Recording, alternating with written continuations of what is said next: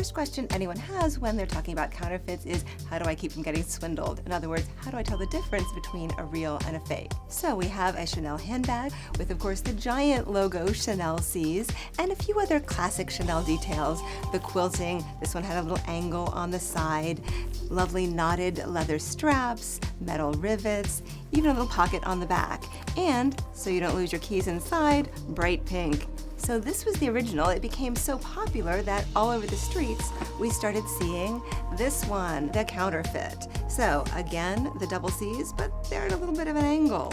I suspect that the counterfeiters only had access to a two-dimensional photo because they completely missed the pocket on the back and they certainly missed the pink on the inside. Trust your fingertips. If you run your fingers up a real leather bag, it will feel a little bit dry. If you run them up pleather instead of leather, it feels a little bit oily, a little bit slippery. Also look at tiny details like the stitching. On the back of a real Chanel bag, you will never find loose threads. But on the back of a counterfeit, you're more than likely to find loose threads or crooked stitching like this. The other thing to do is to do your homework. Ideally, a side-by-side comparison is great, but if you can't do side-by-side comparison, at least look at details like, where were these bags made? The original was made in Italy, which is where this particular line of Chanel was manufactured.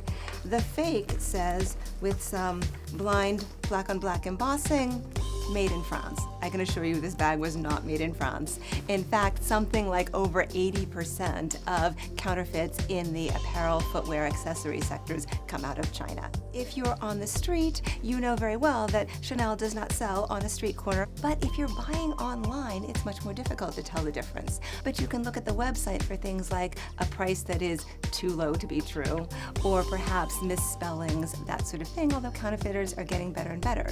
Don't be fooled by something like a price tag or the fact that the website takes Visa. Counterfeit sites take credit cards too. We have another really interesting example from this group, and that is this one. We don't exactly have double C's, but we have something that looks a little bit like our double C's. We have the quilting, we have the leather rivets, we have the knotted handles, we even have the pocket on the back. But here, rather than having the straight classic Chanel double C, we have something that looks a little more like Pac-Man with this bit in the middle.